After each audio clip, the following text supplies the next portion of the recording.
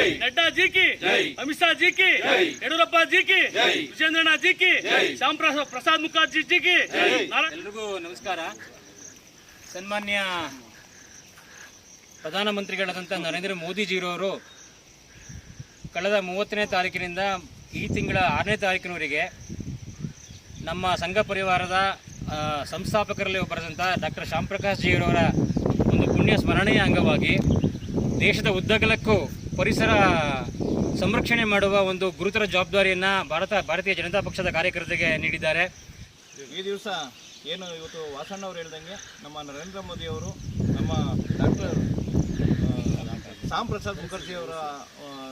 ಪುಣ್ಯತಿಥಿಯ ಅಂಗವಾಗಿ ನಾವು ಇನ್ನೂ ಸಂರಕ್ಷಣೆಗಾಗಿ ಒಂದು ಸಸಿ ನೆಡುವ ಕಾರ್ಯಕ್ರಮವನ್ನು ಇವತ್ತು ಚಾಲನೆ ಕೊಟ್ಟು 261 ಬೂತ್ಗಳಲ್ಲೂ ಸುಧಾ ನಾವು ಒಂದು ಸಸಿ ನೆಡುವ ಕಾರ್ಯಕ್ರಮವನ್ನು ಎಲ್ಲ ಭಾಗದಲ್ಲೂ ನಾವು ಮುಂದುವರಿಸ್ತೀವಿ. ಮತ್ತು ಈ ಒಂದು ದೇಶದ ಪ್ರಧಾನಮಂತ್ರಿಯಾದ ನರೇಂದ್ರ ಮೋದಿಜಿರವರು 30/6/2024ರಿಂದ 6/7/2024ರವರೆಗೆ ಇಡೀ ನಮ್ಮ ದೇಶದ ಪ್ರತಿ ಬೂತಿನಲ್ಲೂ ಶ್ಯಾಮ್ ಪ್ರಸಾದ್ ಮುಖರ್ಜಿಯವರ ಪುಣ್ಯತಿಥಿಯ ಒಂದಿಗೆ ಪ್ರತಿ ಬೂತ್ನಲ್ಲೂ ಸಸಿ ನೆಡೋ ಕಾರ್ಯಕ್ರಮ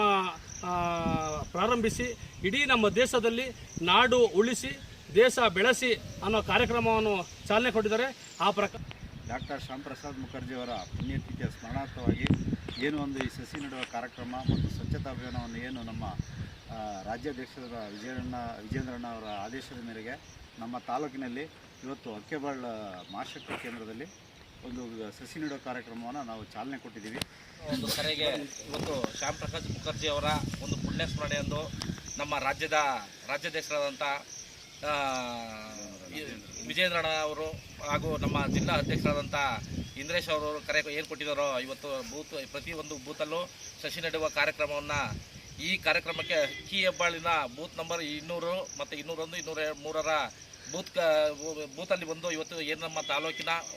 ಮಂಡಲದ ಅಧ್ಯಕ್ಷರಾದ ಸಾರಂಗಿ ನಾಗಣ್ಣರವರು ಹಾಗೂ ಜಿಲ್ಲೆಯ ಕಾರ್ಯದರ್ಶಿಯಾದಂಥ ರಾಶಿ ಸಿದ್ದರಾಜಣ್ಣವರು ಬಂದು ಚಾಲನೆ ಕೊಟ್ಟಿದ್ದಾರೆ. ಇವತ್ತು ನಮ್ಮ ಅಕ್ಕಿ ಹೆಬ್ಬಾಳಿನಲ್ಲಿ ಒಂದು ಚಾಲನೆ ಕೊಟ್ಟಿರೋದು ಒಂದು ತುಂಬ